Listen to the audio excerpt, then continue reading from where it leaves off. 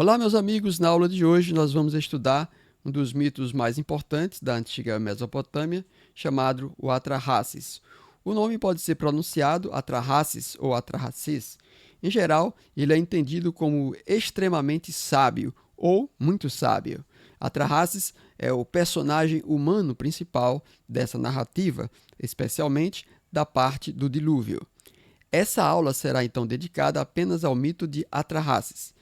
Antes de fazermos qualquer comparação com outros textos, inclusive com Gênesis, nós precisamos entender a narrativa por ela mesma, seus personagens, sua estrutura, sua visão dos deuses, sua explicação da criação da humanidade e a sua interpretação do dilúvio. O Atrahasis é uma narrativa acadiana muito antiga.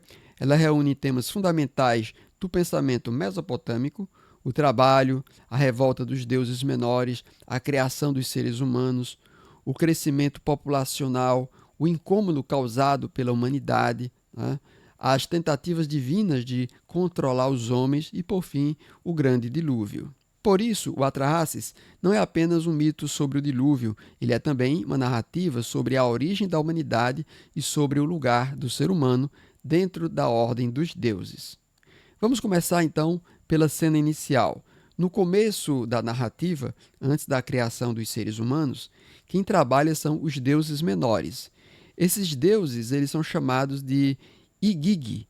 O Igigi, ou os Igigi, eles realizam trabalhos pesados. Eles cavam canais, abrem cursos de água, trabalham na terra, carregam uma carga cansativa. Esse detalhe é muito importante porque a Mesopotâmia dependia profundamente da irrigação, né? Canais, rios, agricultura e controle das águas eram elementos essenciais para a vida. Então, o mito começa apresentando os deuses menores como trabalhadores. Eles trabalham durante muito tempo. O trabalho é pesado, a carga é difícil e o sofrimento ele vai aumentando. Então eles começam a reclamar, eles murmuram contra a situação, eles não querem mais suportar a carga. Então, num determinado momento, a reclamação se transforma numa revolta. Os Igigi, eles decidem parar, eles queimam seus instrumentos de trabalho, eles abandonam as suas tarefas e eles então cercam a morada de Enlil, o grande deus ligado à autoridade e ao comando. Enlil. Então, essa é uma das cenas mais fortes do mito. Os deuses trabalhadores se rebelam contra o peso do trabalho. Veja como a narrativa é interessante. Antes mesmo da criação dos seres humanos, o problema do trabalho já aparece como conflito entre os deuses, né? O trabalho é visto então como uma carga, como peso, como fadiga. E os deuses menores, eles não querem mais continuar nessa condição. Diante da revolta, os grandes deuses se reúnem numa assembleia. Eles então estão Entre eles estão algumas figuras importantes como Anu, Enlil e Enki. Enki também é conhecido como Ea, ou Ea em alguns. Então a Assembleia precisa resolver o problema. Se os deuses menores não querem mais trabalhar, quem vai assumir agora essa tarefa? Quem vai cavar, né, os canais? Quem vai sustentar a ordem da terra? Quem vai realizar o serviço pesado?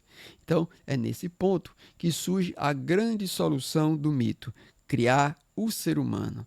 A humanidade nasce como uma resposta a uma crise do mundo divino. Os seres humanos são criados para assumir o trabalho que antes era feito pelos deuses menores. Então, a função humana dentro dessa narrativa é carregar o peso do trabalho dos deuses. Aqui aparece uma das ideias centrais do Atrahasis. Ou seja, o ser humano existe para trabalhar, mas a criação da humanidade não acontece de maneira simples. Ela envolve um ritual. Os deuses escolhem um deus que será morto. Em algumas versões, esse deus é chamado de Auilu ou Ueila, e o seu sangue e a sua carne são misturados com barro ou argila. E a deusa mãe, chamada Mami ou Nintu, ela participa desse processo. Ela é a figura ligada ao nascimento, à maternidade e à formação da humanidade. O barro é misturado com o sangue do Deus morto. E dessa mistura surge o ser humano. Essa imagem é muito profunda para a mentalidade mesopotâmica. O homem vem da terra, mas também recebe algo da esfera divina. Ele é feito da terra, do barro, mas há nele o elemento de um Deus sacrificado. Por isso o ser humano é uma criatura ambígua, terrestre e ao mesmo tempo portadora de algo divino. Mas essa origem elevada não significa liberdade absoluta. Pelo contrário, o ser humano nasce com uma função definida: assumir a carga do trabalho. Ele é criado para servir, ele é criado para trabalhar, ele é criado para manter a ordem que os deuses não querem mais sustentar diretamente. Assim, o problema dos deuses é resolvido. Os Igigi são libertados da carga pesada e a humanidade passa a ocupar o lugar desses trabalhadores divinos, né?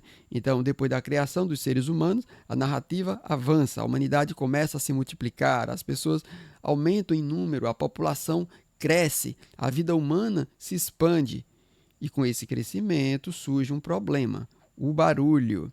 O texto fala do ruído humano, do clamor, da agitação. A humanidade se torna numerosa demais e barulhenta demais. Os deuses, especialmente Enlil, ficam incomodados. O barulho dos homens impede o descanso divino.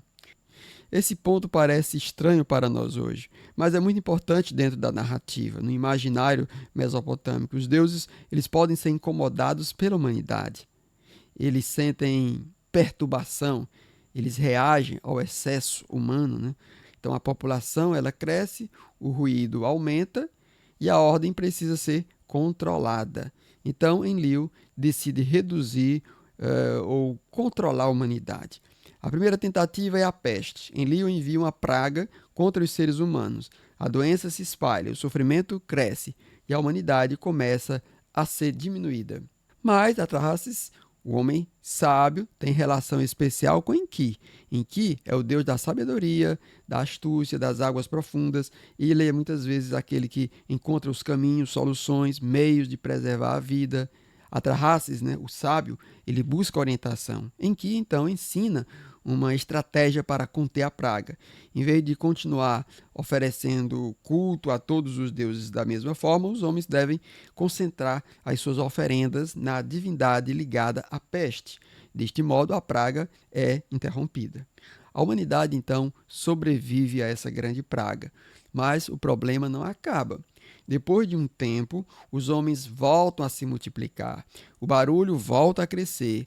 Enlil se incomoda novamente. Então vem uma segunda tentativa de controle, a seca e a fome. As chuvas são retidas, a produção diminui, a terra deixa de dar alimento, a fome se espalha, a humanidade passa por grande sofrimento. E mais uma vez, o homem sábio, Atrahasis, recorre à sabedoria de Enki, e mais uma vez Enki encontra um modo de ajudar os homens. Ele orienta uma resposta ritual, uma forma de direcionar o culto para reverter a crise. A seca e a fome são então interrompidas. Mas Enlil continua irritado, a humanidade permanece viva, a população continua existindo e o barulho humano continua sendo o problema para os deuses. Depois de novas tentativas de controle, Enlil decide então tomar uma medida definitiva, destruir a humanidade por meio de um grande dilúvio. E aqui nós chegamos à parte mais conhecida do Atrahasis. Os deuses decidem enviar uma inundação devastadora para acabar com os seres humanos. Mas há um problema. Enki deseja preservar Atrahasis. Só que Enki está preso aos conselhos dos deuses. Ele não pode simplesmente romper abertamente a decisão divina. Em vez de falar diretamente a Atrahasis, ele fala a uma parede, a uma casa de junco, como se estivesse comunicando a mensagem ali ao ambiente. A mensagem é clara: Atrahasis deve destruir a sua casa e construir um barco. Ele deve abandonar os seus bens, preparar uma embarcação, reunir a sua família e levar consigo os seres vivos necessários para a preservação da vida. Atrahasis, ele obedece. Ele constrói o barco, ele reúne sua família, ele prepara os animais, fecha a embarcação e então vem a grande tempestade. O dilúvio, ele é descrito então como uma força terrível. A tempestade sobre a terra, as águas se levantam, o mundo humano é tomado pela destruição. A escuridão domina, as pessoas não conseguem reconhecer umas às outras, a vida é atingida por uma catástrofe imensa. O dilúvio não é apenas chuva, é colapso da ordem humana, é retorno ao caos, é destruição em escala cósmica. Mas há algo muito interessante na narrativa. Os próprios deuses se assustam com o dilúvio. Eles percebem que a destruição foi extrema. Alguns deuses ficam com medo. A deusa mãe se lamenta pela humanidade. Afinal, os homens eram barulhentos, mas também eram necessários. Eles trabalhavam, eles ofereciam culto, eles sustentavam a ordem ritual. E sem a humanidade, não há trabalho humano. Sem trabalho humano, não há oferendas. Sem oferendas, os deuses ficam privados daquilo que recebiam dos seres humanos. O mito, então, mostra uma tensão muito interessante. Os deuses, eles querem controlar a humanidade, mas também dependem dela. A humanidade incomoda, mas é necessária. A humanidade faz barulho, mas sustenta o culto. A humanidade precisa ser limitada, mas não pode desaparecer completamente. Depois do dilúvio, Atrahasis sobrevive. Enlil descobre que a humanidade não foi completamente destruída e ele fica irado. Ele percebe que alguém escapou. Enki, então, defende sua ação. Ele argumenta que a destruição total não era uma solução sábia. O problema não deveria ser resolvido pela eliminação completa dos seres humanos. A solução final, então, não é destruir toda a humanidade, mas estabelecer mecanismos permanentes de ir controlando os seres humanos. A narrativa apresenta medidas para limitar a expansão humana, a mortalidade, a infertilidade, a perda de crianças e formas de vida religiosa que não geram descendentes. Então, isso são mecanismos duros, né, mas dentro do mito servem para impedir que a humanidade cresça sem controle, né, e volte a incomodar os deuses com os seus excessos. Então, essa conclusão é muito importante. O Atrahasis explica por que a humanidade trabalha, por que sofre, por que morre, por que há infertilidade, por que há perda, por que a vida humana é frágil e por que a população não cresce sem limite. O mito ele tenta responder às grandes perguntas da existência. Por que trabalhamos? Por que a vida é péssima? Por que ela é pesada? Por que há doenças? Por que há fome? Por que há morte? Por que os deuses permitem o sofrimento? Por que a humanidade não pode crescer sem controle? Qual é o lugar do homem na ordem do mundo? A resposta do Atrahasis é dura. Os seres humanos foram criados para carregar a carga dos deuses. Quando crescem demais e perturbam a ordem divina, eles precisam ser controlados. Então, essa é a visão do mundo do mito. O trabalho humano nasce de uma substituição.